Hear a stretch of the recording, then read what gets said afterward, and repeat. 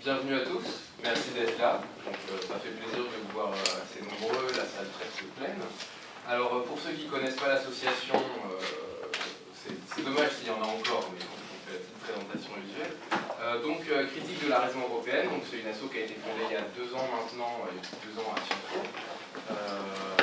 qui avait pour but et qui a toujours et qui a accompli ce but avec grande réussite, d'animer la vie intellectuelle de l'Institut d'études politiques sur les questions européennes, donc, qui était jusqu'alors très faible. Et donc l'association est désormais présente ailleurs, donc dans d'autres universités. On a eu notre premier événement ce mois-ci à Sciences Po Lyon, à la Sorbonne. Donc l'association est très active, compte des dizaines de membres, et on achève avec cette conférence notre premier semestre, et donc aussi notre année 15, donc le premier semestre de cette année, où on a reçu notamment Jacques Millard, Jacques Sapir, Marie-France Garot. Donc un premier semestre très réussi, et le deuxième le sera tout autant. Voilà. Fred. Monsieur Jean-François Colzimo, vous êtes écrivain et directeur des éditions du Cerf, une maison d'édition française spécialisée dans les textes religieux fondée en 1929. Vous êtes aussi membre du comité d'orientation scientifique de l'Institut européen en sciences des religions, et vous avez été correspondant scientifique de la Fondation pour l'innovation politique, plus connue sous le nom de Fondapol, qui s'attache à décrire et à comprendre la société française et européenne en devenir. Votre premier livre est un roman, Le jour de la colère de Dieu, publié en 2000, qui fait cohabiter chronique policière et théologie. En 2006, vous écrivez Dieu est américain, de la théodémocratie aux États-Unis. En 2008, l'Apocalypse russe, Dieu au pays de Dostoïevski. En 2009, le paradoxe persan, un carnet iranien. Et on retrouve dans ces 3 livres une réflexion qui confronte théologie, culture et politique, qui est sans étonnement quand on sait que vous êtes un spécialiste du christianisme et de l'orthodoxie. Dans votre dernier livre, Les hommes en trop, la malédiction des chrétiens d'Orient, publié en 2014, vous dénoncez l'incompréhension de l'Occident face à la disparition de ces chrétiens des origines, ce chaînon essentiel de la médiation entre Orient et Occident, ceux qui ont fait notre propre culture historique. Alors ce soir, notre sujet c'est la Russie. La Russie qui incarne une civilisation qui a beaucoup porté à l'Europe et à sa diversité culturelle, ce qui paraît important à l'heure du relativisme culturel et du marché uniformisateur. La Russie, ça a longtemps été le bloc ennemi, quand les États-Unis voulaient faire cette confrontation entre 2 blocs en lançant la construction européenne pour nous allier à leur camp contre les Russes. Et la Russie, ça peut être aussi, comme le disait le général de Gaulle, un membre de cette grande Europe qui irait de l'Atlantique à l'Oural. Donc ça peut être aussi notre sœur, qui est malheureusement mal aimée aujourd'hui. Donc voilà, pour nous apporter de quoi nourrir des pistes de réflexion, donc je vais laisser la parole sans plus tarder à Jean-François Colosimo sur notre sujet de ce soir, donc une autre culture européenne, une autre civilisation, la Russie est née. Écoutez, merci beaucoup, c'est moi qui suis évidemment touché d'être ici, je vous remercie de votre invitation. Il s'avère que cette invitation tombe le jour même où l'OTAN félicite la Turquie d'avoir abattu un avion de chasse russe. Vous savez que pendant très longtemps, on s'est posé la question de savoir si la Turquie était en Europe. La réponse était vraisemblablement qu'elle n'y est pas du tout en Europe pour des tas de raisons, d'abord géographiques, parce que l'Europe s'arrête précisément, n'est-ce pas, au Bosphore, ça c'est pour la géographie. Ensuite, pour l'histoire, parce que l'Europe occidentale, dont vous êtes éminent représentant, s'est définie par des batailles contre le Turc, des pentes, Vienne, n'est-ce pas, et que c'est ça qui a marqué véritablement ce sursaut européen. Et puis troisièmement aussi, parce que certainement la Turquie n'est pas en Europe, en tout cas la Turquie que nous connaissons aujourd'hui, parce que si l'Europe se définit comme un retour critique de son propre passé, il n'y a eu qu'à voir finalement le peu d'efforts faits par l'État turc pour renoncer à son négationnisme inscrit dans le code au sujet du génocide des Arméniens. Il faut bien comprendre que la question, ce n'est pas de savoir si les Turcs sont des musulmans ou pas, mais qu'il y avait là une configuration nationaliste qui était très en retard au fond sur les idées de l'Europe.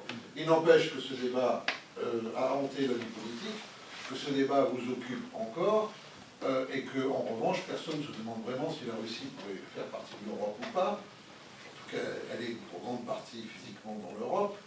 En attendant, il est impossible de concevoir le conservatoire européen sans Rachmaninov, la bibliothèque de la littérature européenne sans Dostoïevski, le musée européen sans Roblev et sans Malevich, etc., n'est-ce pas? Et pourtant, politiquement, elle nous apparaît non seulement pas dans l'Europe, mais comme une ennemie de l'Europe, cette Russie. D'ailleurs, les Américains qui pensent mieux que l'Europe, je vous rappelle que le président Obama s'est exprimé sur l'attentat de Paris avant même le président Hollande, n'est-ce pas, pour me dire ce qu'il fallait en penser. Donc, l'Amérique elle-même considère que la Russie est un pire danger que Daesh, encore dans le classement des dangers et des menaces. Donc, une Turquie qui pourrait être candidate à l'Europe, une Russie qui en serait forcément exclue. À quoi correspond, au fond, cette perspective qui, du point de vue, en tout cas, de la vie des idées, de la culture, de la définition aussi du fond de civilisation, si on admet que les religions sont au fond de la civilisation, qu'au fond de chaque culture, il y a aussi un culte, n'est-ce pas, hein? Bon, ouais. Ça ne marche pas, et pourtant, politiquement, nous avons une évidence. Nous discuterons encore de la Turquie dans l'Europe, et très prochainement, puisque M. Erdogan est en train de négocier le fait de resserrer un tout petit peu les mailles du filet sur les migrants, pour autant que nous reprenions les négociations. Et nous continuerons à penser que l'Europe se définit contre M. Poutine, qui semble être l'acmé finalement de la barbarie politique. Alors pourquoi et comment une telle disposition d'esprit? Qu'est-ce qu'elle, cette disposition d'esprit, recouvre? À quoi tout cela renvoie? C'est ce que j'aimerais un peu voir avec vous ce soir, parce qu'en fait ça renvoie à une très longue histoire, et ça sera le dernier mot de mon introduction. Il est tout à fait impressionnant pour quelqu'un comme moi de voir que les journalistes incultes de Libération s'expriment sur la Russie comme les grands jésuites lettrés du XVIIIe siècle, c'est-à-dire avec une forme de dégoût fondamental, comme si la Russie nous tendait en permanence un miroir qui nous renverrait finalement à notre inconscient et qui, en quelque sorte, nous terroriserait sur nous-mêmes, puisque au fond, on ne parlerait jamais de la Russie, on parlerait finalement, au fond, toujours de notre part obscure en parlant de la Russie. Ou de notre proche passé. Alors, la première des évidences, qui est peut-être bon de rappeler ici, c'est que le christianisme est une religion orientale, pas une religion occidentale. Le christianisme est né en Orient, dans ce qu'on appelle, chrétien adore appeler la Terre Sainte, qui est aujourd'hui l'État d'Israël, les territoires palestiniens à côté, la Syrie, l'Irak, l'Égypte, c'est-à-dire dans un berceau sémitique. Un berceau sémitique pour beaucoup hellénisé. Ah oui, je ne sais pas, c'est où est-ce qu'il est. Je suis content. Si vous le projetez, ça donne mal au cœur. Et on a l'impression que j'ai passé ma soirée à lutter avec votre caméra. Et donc,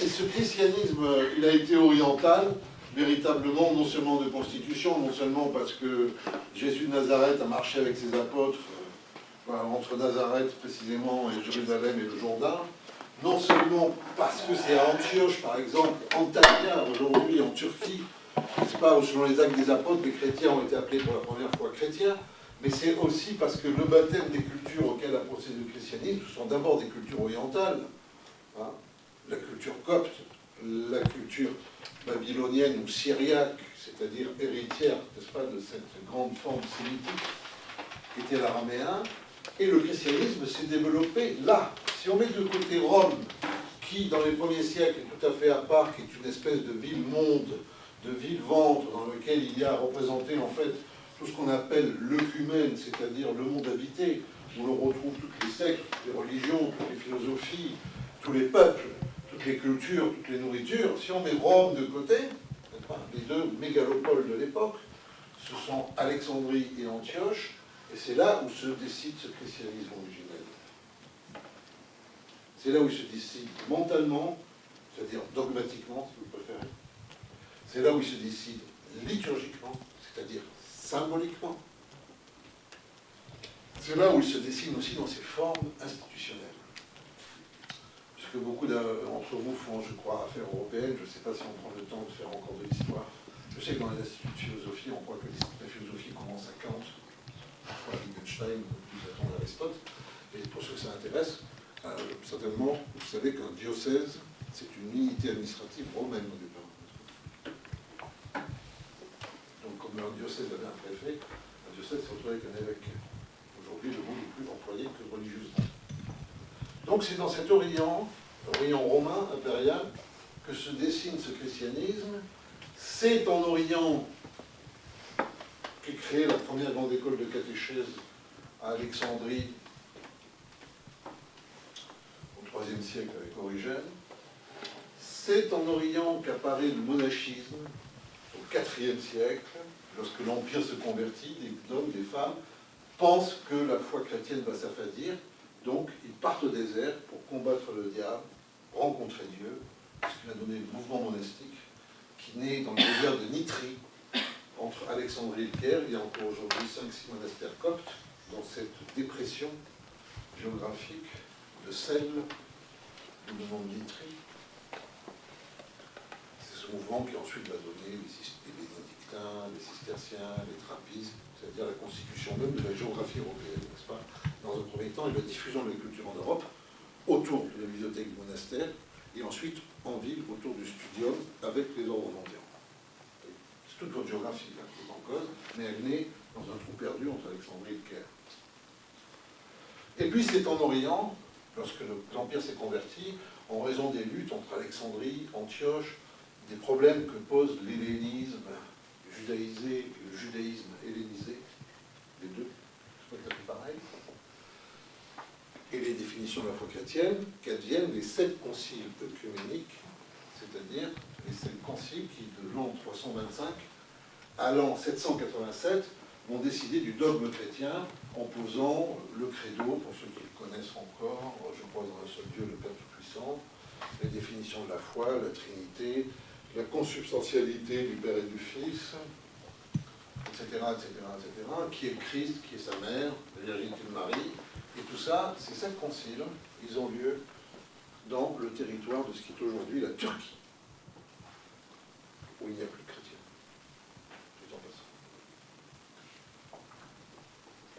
Donc, on a bien affaire à une religion orientale dans sa constitution, n'est-ce pas? Et cette religion, elle est d'autant plus orientale dans sa constitution qu'en fait, il va y avoir un événement dont vous êtes issus fort anciennement, qui s'appelle les invasions barbares.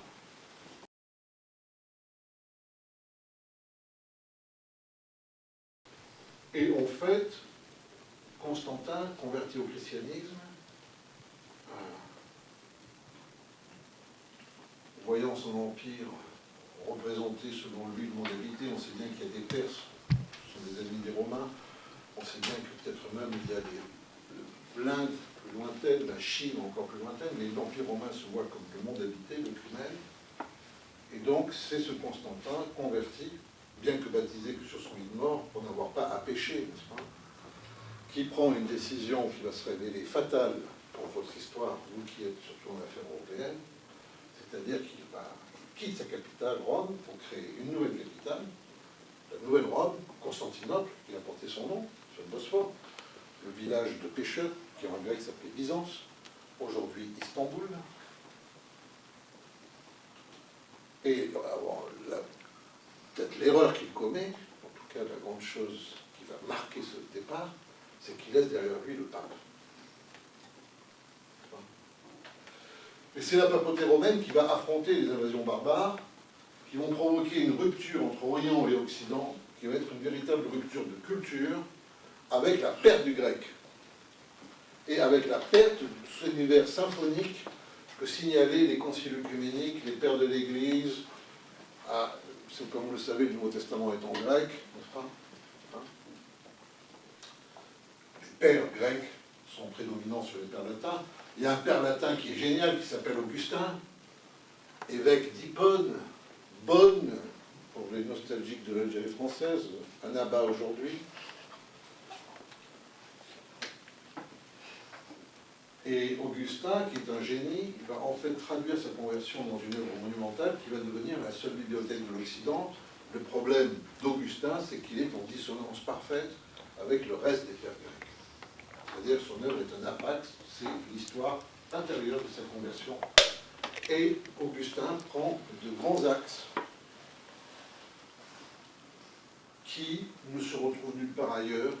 Un Dieu essence qui annonce le Dieu des philosophes et des savants. Un pessimisme ontologique sur l'homme incapable de grâce et donc de bonté par lui-même, qui a besoin d'être sauvé, n'est-ce pas? Ça donnera plus tard le calvinisme, Port-Royal et la psychanalyse. Un homme marqué par la sexualité, une femme aussi. Donc tout un univers à la fois de représentation symbolique et mentale qui va donner lieu, lorsqu'il va être récupéré comme la seule bibliothèque existante, par les théologiens de Charlemagne pour façonner cette culture dont vous êtes issus. Mais dont l'Orient va rester à tout jamais convaincu que c'est une culture latino-barbare, laquelle, n'est-ce pas, institue une autre réalité politique, une autre réalité spirituelle que l'Empire romain, qui n'est pas l'Empire romain d'Orient, qui est l'Empire romain tout court, celui qui est à Constantinople, et qui, lui, est l'héritier d'Athènes, de Jérusalem et de Rome. Donc, vous avez deux filiations qui vont se dessiner à travers cet événement, entre le 5e siècle et le 8e siècle, le temps de la reconstruction de l'Europe occidentale, jusqu'à l'avènement du pouvoir carolingien. Eh bien, vous avez deux filiations qui se dessinent, les mères cités, Jérusalem, Athènes, Rome. Ben pour vous, elles arrivent à Aix-la-Chapelle, c'est-à-dire Bruxelles aujourd'hui. La Bible, Platon et le droit romain confinent dans les droits de l'homme. Vous êtes les héritiers de la civilisation. Manque de bol, vu de l'autre côté, vous êtes les héritiers d'une hybridation totale entre des barbares visigoths, une théologie qui a perdu son terreau, et Athènes, Rome et Jérusalem n'aboutissent pas à Aix-la-Chapelle, mais aboutissent à Constantinople, la deuxième Rome, et comme Constantinople un jour va tomber aux mains des Turcs, à Moscou, la troisième Rome, et donc votre civilisation, c'est une barbarie. C'est ça les représentations. Si vous ne comprenez pas ça, vous n'avez rien compris. À des lignes de fracture qui sont fondamentales. Alors moi, je ne suis pas ici pour les justifier, et je ne vous dis pas que vous êtes des barbares et vos camarades russes sont des civilisés ou le contraire. J'essaie de vous éveiller en sorte que vous tourniez la tête. C'est un peu pour twister votre cerveau pendant quelques 50 minutes, après le Coran, pour que vous essayiez de concevoir que votre histoire, non seulement est relative par rapport à la notion même d'héritage, mais qu'en plus elle est contredite par des gens qui la contestent. Alors ce qu'il y a d'intéressant politiquement, géographiquement, c'est quoi? C'est la rencontre des missionnaires carolingiens, donc envoyés par Charlemagne, n'est-ce pas, à partir du 7e, 8e siècle, avec les missionnaires francs, qui sont tous, en fait, dans la mouvance, vous avez entendu parler de Cyril et méthode, n'est-ce pas, qui nous donne l'alphabet cyrillique. Et donc, ce mouvement missionnaire vers l'Est, Moravie et par-delà, c'est-à-dire dans ce que sont plutôt aujourd'hui les Balkans et au-delà l'Europe centrale, n'est-ce pas, bien, elle va se traduire par une ligne de fracture dans le continent européen totale. C'est le point sur lequel se confrontent les missionnaires francs et byzantins. C'est le point sur lequel les missionnaires francs et byzantins, d'un coup, découvrent qu'ils appartiennent à des entités à la fois théologiques et politiques différentes. Ce que vous appelez les Byzantins, d'ailleurs, n'existe pas. Les Byzantins eux-mêmes disent qu'ils sont des Romains, n'est-ce pas? Même aujourd'hui, quand vous allez à Istanbul, Constantinople, si vous allez au patriarcat que vous appelez grec orthodoxe, même en turc, il s'appelle le Rum Patriarchesi, c'est-à-dire le patriarcat des Romains. Donc cette bataille sur la romanité, qui est théologique et politique, ces missionnaires francs et ces missionnaires byzantins, il la découvre à travers des tas de différences. Est-ce qu'on communie avec des pains azimes ou avec du pain levé, tout ça. Pourquoi disent les francs aux byzantins, vous avez ajouté le filioque dans la confession de foi? Si quelqu'un demande une explication sur le filioque, je la donne tout à l'heure. Pourquoi avez-vous de la barbe ou pas de la barbe, d'ailleurs? Les byzantins étant barbus. Célébrez-vous la mémoire des morts le samedi ou le dimanche? C'est-à-dire comme à la synagogue ou comme à l'église. Mais par-delà tout ça, ce qui se passe, c'est qu'il y a véritablement deux missions qui fonctionnent complètement différemment, qui vont se construire. Une qui fonctionne autour de Rome et qui se passe en latin, sur un modèle centralisé, qui va devenir de plus en plus centralisé avec la papauté et l'essor de la papauté, et qui va passer véritablement par cette unification de chrétienté au pluriel national, mais qui sont toutes reliées par le latin comme langue mère, et qui vont connaître en fait, dans leur éclatement, le phénomène de l'État-nation. En revanche, ça va être leur mode de sécularisation, n'est-ce pas? Alors que Byzance mène une mission en langue vernaculaire, c'est-à-dire dans les langues des peuples rencontrés, et que Byzance donne un condensé en même temps, qui est un condensé de Bible, baptême, langue, alphabet, culture. N'est-ce pas? Ce qui veut dire que ces communautés vont vivre dans un espace impérial où l'identification entre le religieux et le politique va être très forte, va être une identification instantanée, parce que c'est la même appartenance, alors qu'en Occident, vous allez avoir une dissociation du religieux et du politique, parce que le religieux, c'est le pape, et le politique, c'est le roi, le prince. Alors, les missionnaires francs et byzantins, ils se rencontrent typiquement sur cette ligne de fracture qui court de Riga, je n'ai pas de carte, mais à Split, c'est-à-dire des pays baltes, n'est-ce pas? Vous avez les châteaux des chevaliers teutoniques, en termes de paysage, à Split, ou si vous préférez, à Raguse, c'est-à-dire sur la côte méditerranéenne de la Croatie, on descend un peu plus bas. Et cette ligne de fracture, elle sépare l'Europe de l'Ouest de l'Europe de l'Est. Elle sépare l'Europe latino-barbare de l'Europe gréco-romaine. Elle sépare l'Europe catholique puis protestante de l'Europe orthodoxe. C'est sur cette ligne de fracture que se sont affrontés les empires, et les empires centraux principalement, n'est-ce pas, avec des conversions très violentes de population. L'alliance polono-lituanienne convertit toutes les populations dites orthodoxes en catholiques de rites orientaux. Mais lorsque Staline reprend ces territoires, des siècles plus tard, bien que l'on soit en régime athée communiste, il force les catholiques orientaux à devenir ou redevenir dans l'esprit des gens. Vous voyez, c'est compliqué, orthodoxe. Donc on est sur une ligne qui est réelle, c'est une fracture réelle, en même temps elle est mouvante, mais pas tant que ça, puisque c'est sur cette ligne que, par exemple, ne vont pas cesser de vouloir se construire et se déconstruire les Tchèques et les Slovaques, qui, accidentellement, sont plutôt catholiques, les Tchèques, plutôt orthodoxes. Voilà.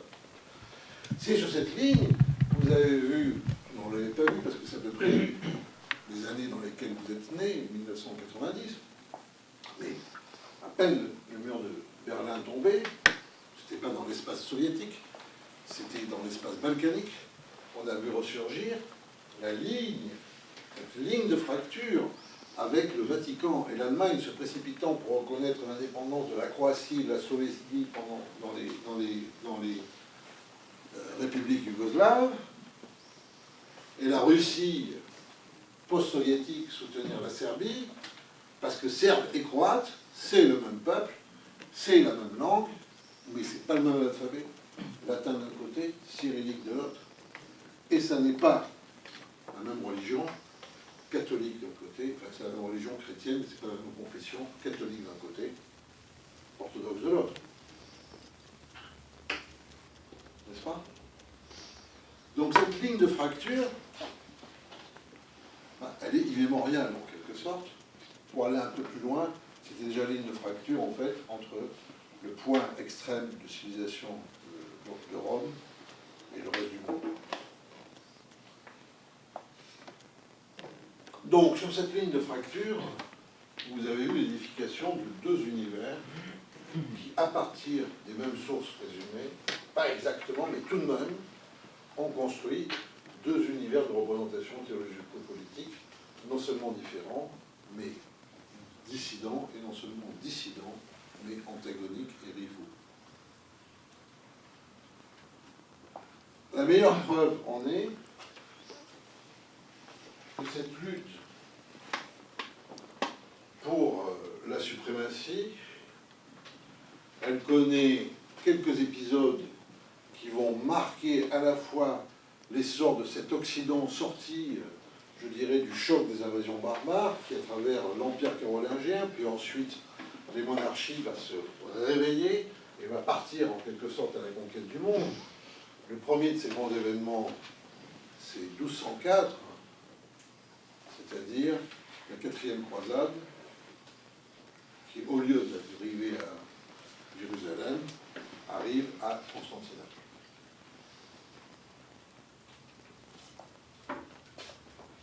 Alors là, les barons francs qui sortent avec leurs chevaux de labour de ces châteaux forts froids, sans décoration, aux meurtrières qui servent de fenêtres, ils débarquent dans la plus belle ville, la plus grande ville du monde à l'époque, 1 million d'habitants, tout l'Orient concentré là, les richesses de l'Orient, la beauté.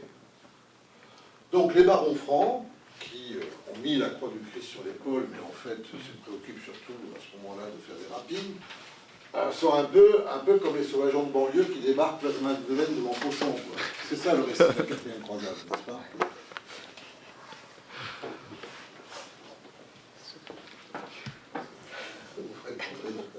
Un montage. Vous aurez le droit de répondre tout à l'heure. Nicolas, c'est ça? Oui. Pourquoi? Il a contesté. Oui, Ah non, non. de travestir l'histoire. Pas du tout. Il faut savoir, pour dire les choses comme elles sont, que le pape supplie à ce moment-là les croisés de ne pas passer à ces exactions. Le chroniqueur byzantin de l'époque dit, c'est fort, Choniates, je ne peux pas aller plus loin dans la description des actes inhumains qu'ont accomplis ces croisés, car à les décrire, simplement les décrire, je perdrai ma propre humanité. Ces 3 jours de vol, de viol, d'incendie, n'est-ce pas? Et ça va marquer profondément l'esprit de l'Orient chrétien, et par-delà aussi de la Russie, n'est-ce pas? C'est que l'Occident est dans un rapport antagonique et dans un rapport de prédation. Voilà. Et que l'Occident n'est pas fiable, surtout. Et que l'Occident va prendre de bons sentiments pour en fait asseoir quoi? Son pouvoir de destruction. Ça, c'est profondément marqué l'esprit de tous les christianismes orientaux, et par-delà l'histoire de Constantinople, l'histoire de la Turquie, de la Russie, et de la Turquie aussi, puisque c'est à ce moment-là que Choniates écrit, le chroniqueur, même les musulmans sont bons et compatissants par rapport aux ces hommes qui portent la croix du Christ sur l'épaule. Et ça va être un deuxième tropisme, c'est que la Russie, qui va être un Est-Ouest, un Occident-Orient, comme Byzance, c'est-à-dire un Orient pour les Occidentaux, mais un Occident pour les plus orientaux, la Russie va balancer entre un christianisme occidental qui lui semble terriblement en fait impérialiste, et un islam avec lequel il faut vivre, et avec lequel parfois on arrive mieux à s'arranger qu'avec cet Occident querelleur, prédateur. Et ça vient de très loin, avant même l'existence de la Russie, avant même, vous voyez, c'est dans le génotype théologico-politique. Le deuxième événement, évidemment, c'est que les papes recherchant l'union avec les orthodoxes, il y a le traité de Ferrare-Florence, qui est largement donc, au XVe siècle, c'était un concile d'union, les Turcs sont en train d'assiéger Constantinople, les lettrés de Constantinople viennent à Ferrare puis à Florence, le concile dure 3 ans pour essayer de trouver une méthode d'union. Constantinople va tomber aux mains des Turcs. Les Russes qui ont reçu, enfin les Russes, la Rousse médiévale, les peuples de la Rousse médiévale, Kiev surtout, qui ont reçu le christianisme depuis maintenant 4-5 siècles, hein, depuis le Xe siècle, on est au XVe siècle, vont considérer que la chute de Constantinople, c'est une punition pour le Concile d'Union, parce que les Grecs ont signé le Concile d'Union, et qu'il leur revient à eux, les Russes, d'assumer l'orthodoxie contre la trahison des Grecs, c'est-à-dire c'est le signe de leur élection. Ils ne sont plus simplement un peuple second, ils ne sont plus un peuple de convertis, ils deviennent un peuple élu par rapport à l'orthodoxie, et d'autant plus que les Polonais fondent sur la Russie et qu'au même moment où Constantinople disparaît, plutôt quelques décennies plus tard, la Russie a l'impression elle-même qu'elle aurait pu chavirer, tomber dans le néant, et qu'elle doit à sa reprise de la foi orthodoxe le fait d'avoir été sauvée de ce risque d'anéantissement voulu par qui encore? Par l'Occident. Et à partir de là, en fait, la Russie va être, jusque au XIXe siècle, le seul pays orthodoxe au monde, avec le seul peuple orthodoxe libre au monde. Puisque tous les autres peuples orthodoxes sont tombés sous l'Empire ottoman, n'est-ce pas? Il n'y a pas qu'un seul peuple orthodoxe qui ait une autonomie politique. C'est la Russie elle-même.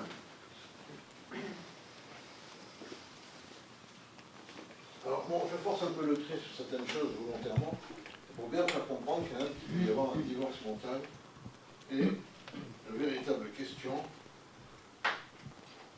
qui se pose de manière, je dirais, antagonique selon une logique du miroir, selon une logique du reflet, n'est-ce pas? Hein?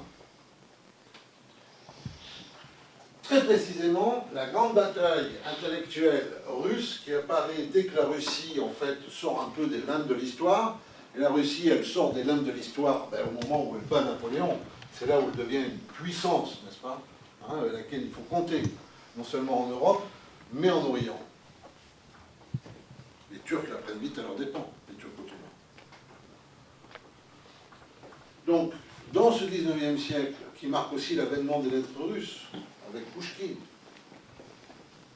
dans ce début du XXe siècle, apparaît très vite le grand débat russe, qui n'est pas fini aujourd'hui, et qui est le débat entre les occidentalistes et les slavophiles. Ce débat naît, n'est-ce pas, chez Herzl, qui est dans les années 1820-1830, écrit tout un millénaire d'histoire russe, ce n'est jamais qu'une page blanche sur laquelle nous n'avons rien écrit, et toute la théorie de Herzl, et qui va être celle des occidentalistes, ça va être de dire la Russie, pour exercer finalement sa puissance, pour finalement exister tout simplement, elle doit renoncer à son héritage orthodoxe, elle doit renoncer à sa dimension byzantine, elle doit renoncer à son Orient, et elle doit s'européaniser, s'occidentaliser, se mettre à l'école de Paris, Berlin et autres. Pour aller très très vite, les slavophiles, le premier slavophilisme qui est un mouvement théologique, parce que le dernier slavophilisme vers 1900, c'est un mouvement qui est devenu un mouvement quasiment raciste, antisémite, etc. Il ne faut pas confondre les deux, parce qu'il n'y a pas de continuité entre les deux. C'est une récupération idéologique ensuite par les franges extrémistes de l'extrême droite russe. C'est le même problème qu'on a assez aujourd'hui aussi d'ailleurs. Mais les slavophiles, ils disent les Russes ont une mission, c'est justement de rapporter son Orient à l'Occident, parce que quand on a perdu son Orient comme les Européens de l'Ouest, eh bien, comment on est? On est tout simplement désorienté.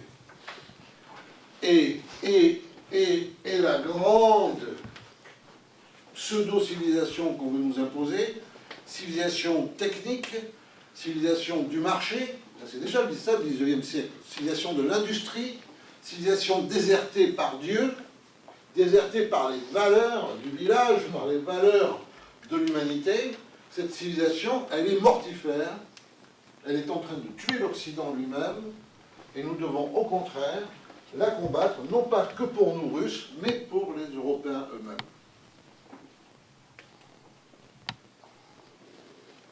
Bon, il faut voir qu'on est après la Révolution française, après la Terreur, hein, ça se marque énormément les Russes, hein, et puis qu'on va être de plus en plus sur ce rouleau compresseur, je veux dire, une véritable invasion d'abord de la pensée française, des Lumières, ensuite de la pensée allemande idéaliste, Voltaire et Hegel pour aller vite, quoi, et que, en fait, le Russe se demande si pour exister historiquement, il ne doit pas renoncer à sa russité. Et l'autre école, le slavophilisme, dit au contraire que cette russité présente un avantage pour rentrer de plein pied dans l'histoire et surtout aussi établir une espèce d'échange, de transfusion avec l'Occident, l'Occident apportant ses idées, ses techniques, son organisation, ses modèles sociaux et tout ce qu'on voudra, mais la Russie apportant quoi? Le témoignage de la verticalité, la nécessité du symbolique, le caractère irrémissible de la transcendance. C'est ça le débat.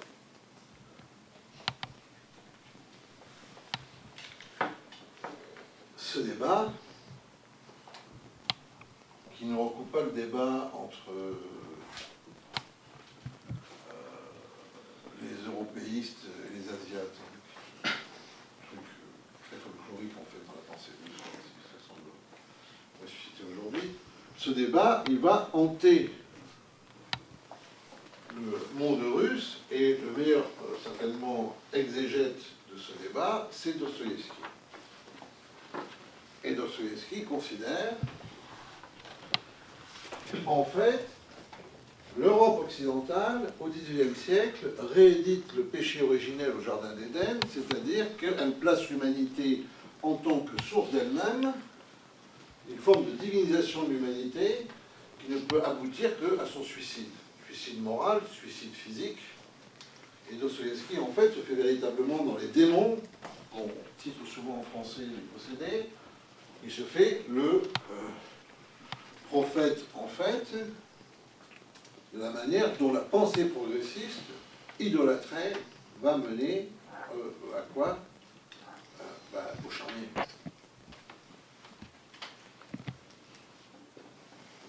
Va déshumaniser l'humanité. Hein? Alors Dostoïevski, c'est typiquement russe. Moi, je vous rappelle ça, je ne sais pas si c'est en train de vous convaincre. Je vous dirai peut-être après ce que je pense sur l'âme, mais j'essaie de vous expliquer. Dostoïevski, c'est l'homme qui pense que les Lumières sont, en fait, pour aller très vite, il n'était pas là pour le dire, mais que les Lumières, on va trouver des penseurs en Occident qui sont peut-être des orientaux d'Occident, comme il y a des occidentaux d'Orient, que les Lumières sont à la source, plus ou moins, du nazisme et du communisme. Point barre. C'est ça, c'est comme ça que c'est perçu. Ça peut sembler un raccourci extraordinaire, mais ça peut aussi, au fond, on peut s'en saisir pour essayer de penser pourquoi et comment, en Russie, on en arrive à cette défiance face à la rationalité technique qui caractérise non seulement l'effort de l'Europe, l'essor de l'Europe, mais son colonialisme. Colonialisme qui n'est pas évidemment en Russie, un colonialisme comme il peut s'exercer en Asie, en Afrique, etc., mais qui est un colonialisme intellectuel. Et on peut dire que la Russie profonde, celle qui va survivre au communisme et ressurgir après le communisme, c'est très précisément cette Russie qui est investie dans l'idée qu'elle a une mission de résistance initiale, n'est-ce pas, qui était de ne pas disparaître après la fin de Byzance. Mission de préserver l'orthodoxie de la foi, ce fond oriental du christianisme, n'est-ce pas, hein? Mission de résistance face à Napoléon, que la Russie voit quand même comme finalement le parangon de l'esprit révolutionnaire. Pas en Napoléon un empereur, ils voient en Napoléon le coursier, le VRP, le commis de la Révolution française, propagé à travers l'Europe. Alors vous allez me dire, tout ça, c'est une pensée réactionnaire. Je crois que ça s'appelle comme ça dans vos catégories, mais il faut savoir combien l'autre pensée progressiste est caractérisée de l'autre côté, n'est-ce pas? Et donc, pensée de la résistance, et cette pensée de la résistance qui, évidemment, va marquer complètement aussi, quoi? Ben, la traversée de l'expérience communiste. Alors, juste avant d'en arriver là, je voudrais vous dire que mes histoires ne sont pas mes histoires, parce qu'on était parti, vous savez, de l'Orient. Le christianisme oriental, on avait vu cette ligne de fracture entre l'Orient de l'Europe et l'Occident de l'Europe. Mais les chrétiens d'Orient, dont on parle encore un peu aujourd'hui, puisqu'ils sont en voie de disparition, ont beaucoup occupé la France et la Russie, pour la simple et bonne raison, c'est qu'après la chute de Constantinople, Rome, le Vatican, si vous préférez, a considéré qu'il n'y avait plus de concile d'union possible, puisque ces chrétiens d'Orient vivaient sous les Turcs ottomans, sur l'Empire ottoman, ils étaient devenus des 10 millions. C'est constitué en millettes, en communautés ou religions et politiques, sont la même chose.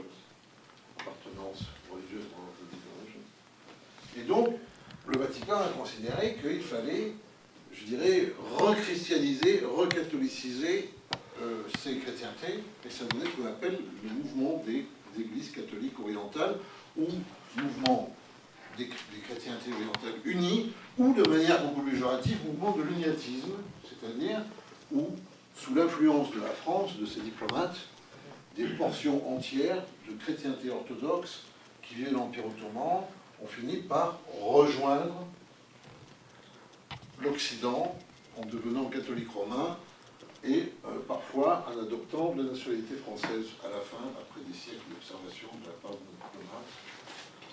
Une grande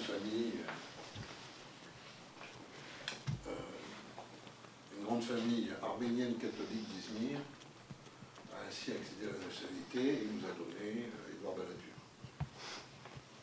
Pour ceux qui s'intéressent. Nous, son surnom, en 1995,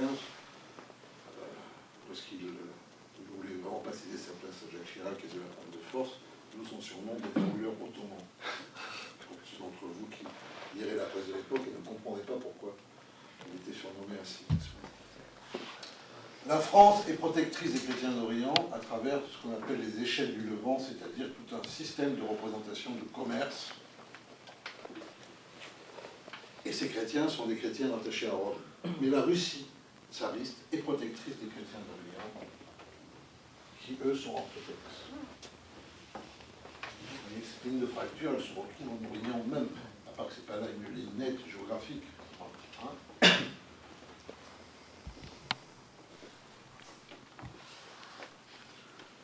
La France et la Russie rivalisent d'assaut avec la Sublime Porte pour savoir qui va mettre la main sur ce pactole. C'est un véritable pactole parce qu'à ce moment-là, 30 à 40% de la population de l'Empire ottoman, ce sont des chrétiens. Hein. L'Empire ottoman englobe les Balkans encore.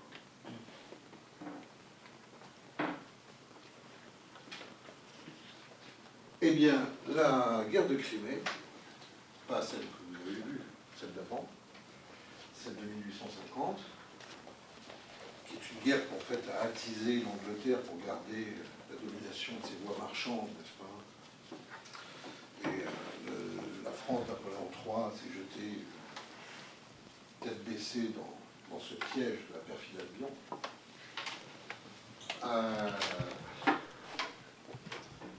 La guerre de Crimée a eu pour événement déclencheur une rixe entre moines grecs et moines franciscains à Bethléem, qui se disputaient pour savoir qui avait volé l'étoile d'argent. L'étoile qu'avaient vu les mages, et qui miraculeusement était devenue en argent, et elle avait disparu, et donc ils se sont un peu cognés pour savoir aussi qui avait déplacé le chandelier qui faisait que les franciscains avaient perdu 50 cm² dans la basilique de Bethléem, n'est-ce pas? Vous voyez que depuis longtemps qu'en Terre Sainte, Dieu est un agent immobilier, parce que qui a... Et c'est le phénomène déclencheur. Paris se précipite pour demander des comptes à la Russie demande des comptes à Paris, Paris et Saint-Pétersbourg se retrouvent à Istanbul devant la Suisse du porte, et c'est la guerre. Et la guerre, elle porte sur les chrétiens d'Orient. C'est pas rien. Dans cette guerre de Crimée, Monseigneur Silbur, qui était le cardinal archevêque de Paris, finira assassiné, mais pas par des orthodoxes.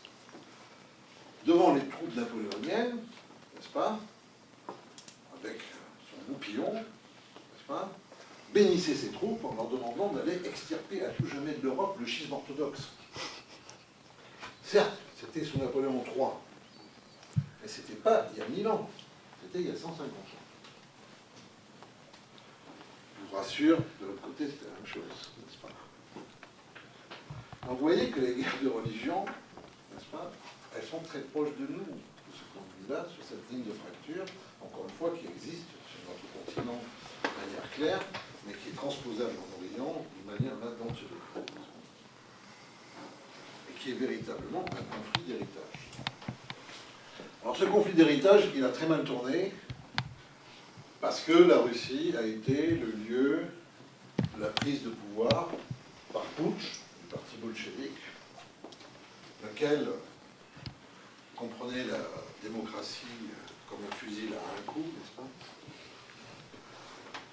Et en fait, cette Russie idéalisée par Dostoïevski, qui est la Russie des monastères, la Russie de l'espace sanctifié, la Russie des pèlerins pour Dieu, la Russie aussi des folles en Christ. C'est encore un autre phénomène intéressant, puisque vous avez tous lu Michel Foucault, vous savez que l'Occident, à l'époque moderne, a voulu emprisonner tous les gens dérangés, qui présentaient des troubles, des anomalies, pour essayer de créer une norme. Le phénomène de l'asile psychiatrique. Au même moment, vous voyez, dans une autre culture chrétienne, on célèbre les folles en Christ, qui sont des gens qui, pour aller plus loin dans la cesse, simulent la folie et dérangent en permanence les rites, l'ordre politique, se manifestent par des coups d'éclat et qui sont résolument fous. Donc, au moment où on enferme les fous en Occident, on est au centre de la vie publique en Russie. Rôle du mendiant aussi, rôle du pèlerin, rôle du vagabond, n'est-ce pas, le grand espace russe. Donc toute cette cosmogonie, qui est aussi une cosmogonie culturelle, que vous retrouvez encore une fois chez Dostoïevski. Lisez Dostoïevski si vous voulez comprendre quelque chose d'ailleurs, ce qui se passe aujourd'hui, n'est-ce pas? Et je vous conseille, sur les images des attentats, de mettre les discours des personnages de Dostoïevski dans les démons. Vous voyez, vous éteignez la télévision, le son, vous lisez autour de Dostoïevski. Et vous verrez la force de la prophétie. Mais donc, par rapport à ça, évidemment, tout ce monde-là va être englouti par le communisme, puisque le communisme, c'est une guerre de religion menée au nom de l'athéisme contre l'orthodoxie pour substituer à l'orthodoxie historique, n'est-ce pas, une sorte de religion messianique athée qui va avoir son pape, qui va avoir ses rites, qui va avoir ses hérétiques, qui va avoir son catéchisme, qui va avoir ses icônes, Lénine enfant, comme le Christ enfant, n'est-ce pas, hein? Une religion qui, pour s'édifier, va devoir détruire la religion ancienne Et pour mémoire, et on ne peut pas comprendre la Russie d'aujourd'hui si on ne comprend pas ça, si on ne sait pas ça, entre 1917 et 1942, c'est-à-dire le 41, au moment où les nazis entrent en Russie, non, en Union soviétique, ce sont 600 évêques, 40 000 prêtres et 120 000 moines et moniales qui disparaissent dans les camps. 75 000 lieux de culte qui sont détruits. C'est un anéantissement culturel. Avant les Khmers rouges, avant Palmyre. Hein?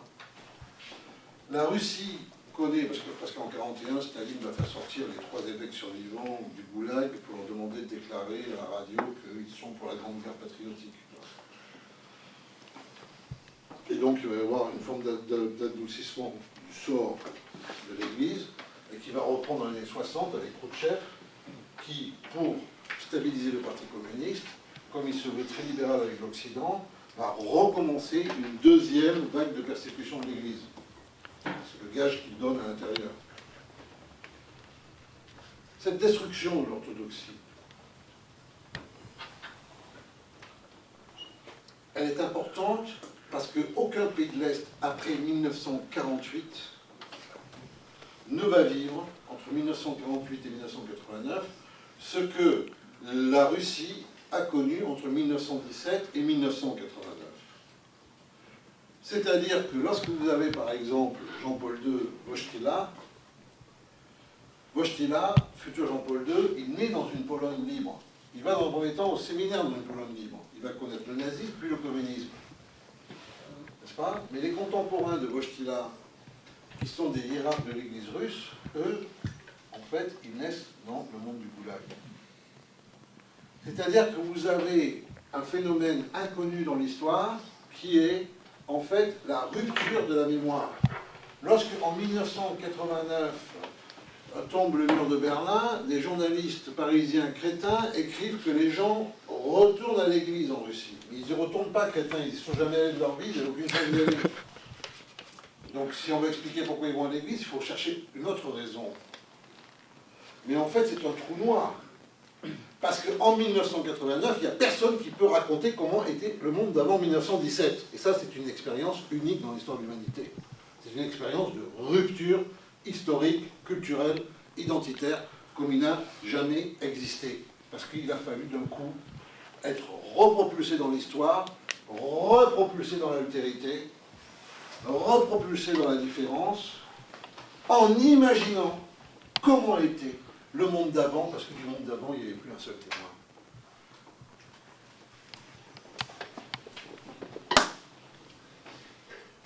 Alors, comment ils se sont débrouillés de ça? À la russe. Vous ne pouvez pas s'en débrouiller comme vous. Vous n'allez pas faire un colloque. Vous n'allez pas inviter des spécialistes. Vous n'allez pas faire une commission. Ils se sont débrouillés à la manière russe, mais je dirais que très précisément, ce qu'on ne voit pas, et c'est ça l'ambivalence russe, c'est que autant il y a eu cette forme d'auto-anéantissement, mais en revanche, je vous ferai remarquer que 1989, je mets les Balkans, l'Est que vous avez dit, ça n'a rien à voir, hein, c'est pas du tout le même univers, c'est pas le même communisme. Mais le plus grand empire du monde, le plus grand empire que j'ai jamais connu du monde, en superficie, en nombre d'habitants. L'empire le plus totalitaire. L'autorité était, je veux dire, simplement, véritablement, l'encadrement politique, l'encadrement policier, etc. Le plus grand empire militaire. Le nombre de fusées, de bombes. Tout ça tombe d'un coup, et il n'y a quasiment pas une goutte de sang versée. Entre 89 et 95.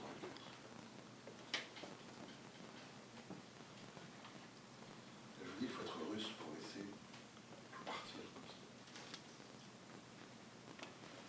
Sans. Vous voyez?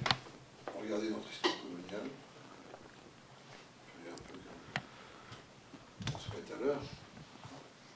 Et eux, d'un coup, brutalement, les Russes acceptent de se mettre à l'ordre de l'histoire, où ils vont voir d'ailleurs la Russie rétrécir comme jamais. Il faut savoir que la Russie d'aujourd'hui est plus petite que la Russie de Catherine la Grande. Toute l'expansion russe sur 2 siècles a été annulée. Et ils vont devoir se réadapter à l'histoire à travers des phénomènes bien connus, désindustrialisation, désastre écologique, mortalité, alcoolisme, j'en passe et des meilleurs. Et donc, ce peuple, qui a tout de même débarrassé le monde de Napoléon, je sais qu'il peut y avoir des napoléoniens nostalgiques ici, mais enfin, Napoléon, c'est aussi souvent une figure tout de même pré-totalitaire pour d'autres. Ce peuple qui a débarrassé le monde de Napoléon et de Hitler, ce peuple qui s'est séparé de son empire sans verser le sang, ce peuple qui connaît des troubles intérieurs pour se survivre à lui-même décisifs, hein, ce serait lui la menace qui ferait qu'on serait réveillé. Alors je pense que s'il n'y avait pas cette histoire culturelle de rivalité profonde sur l'héritage de la romanité et à travers l'Athènes et Jérusalem, s'il n'y avait pas ce fait que les Russes nous insupportent, parce que oui, ils sont, comme le dit Dostoïevski, ils sont le peuple pue, mais le peuple dit la vérité parce qu'il sait qu'il ment. Et qu'il ne ment pas. Donc s'il n'y avait pas ce miroir que nous tend inlassablement la Russie à travers sa propre genèse, je dirais théologico-politique, hein, nous aurions moins de détestation des Russes. Nous serions indifférents par rapport aux Russes. Nous n'arrivons pas à être indifférents par rapport aux Russes. Parce que, voilà, ils nous semblent si loin, ils nous semblent si différents, ils nous semblent si antinomiques, et en même temps, on ne peut pas faire sans Rachmaninov, on ne peut pas faire sans Dostoïevski, on ne peut pas faire sans Malevich, on ne peut pas. Et le pire de tout, c'est qu'ils apportent tout ça à la culture européenne, et en même temps, ils nous expliquent qu'ils ne veulent pas être européens. Alors là, ça devient insupportable. Et aujourd'hui, c'est la même scène qui se rejoue.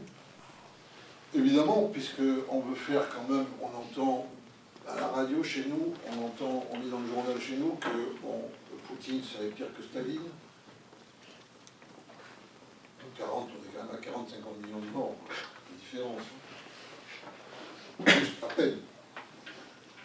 Que Poutine poursuivrait un dessein impérialiste, alors qu'en fait c'est toujours ce syndrome originel de la Russie orthodoxe menacée,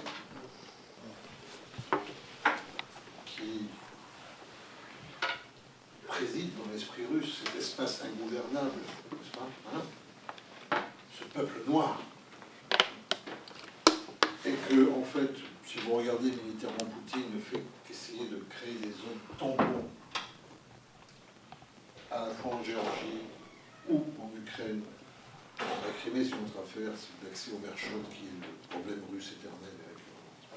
Il crée des zones tampons pour essayer de temporiser quoi? L'avancée de l'OTAN, le pacte sur la réunification des deux Allemagnes, entre Gorbatchev, Kohl et les États-Unis, c'était pas d'avancée de l'OTAN. Depuis cette réunification des Allemagnes, 19 pays de l'Est sont entrés dans l'OTAN. Et donc, je pense qu'il faut apprendre de manière mesurée, pour vous qui êtes dans ces études politiques si importantes, au moins à essayer de comprendre la différence de l'autre, au lieu de se précipiter, je dirais, pour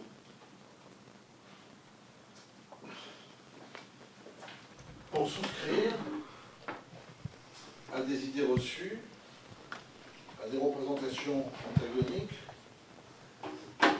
pour souscrire finalement à de l'esprit tribal, parce que c'est dommage qu'on va rester là, au contraire, prendre la hauteur, considérer que les oppositions sont d'abord culturelles avant d'être politiques, que les oppositions culturelles sont des oppositions aussi religieuses et théologiques, et que si on veut véritablement construire cette grande Europe atlantique laborale, n'est-ce pas, hein, il faudra quand même essayer de se débarrasser de l'idée que le russe est notre double démoniaque avec lequel nous devons combattre un peu, n'est-ce pas, comme Jacob avec l'ange, et que se débarrasser du russe, ça serait assurer la paix de l'univers. Parce que je crois que ce n'est pas tout à fait le cas. Et pour finir, évidemment, malgré tout, la Russie n'est pas européenne, elle n'est pas que européenne. Vous savez, c'est le mot de Malraux à la conférence des écrivains après-guerre. On lui demandait si la Russie est avec nous ou si elle est contre nous, n'est-ce pas? Et il répondait, la Russie, elle n'est ni en Europe, ni en Asie. La Russie, elle est en Russie. Voilà, merci.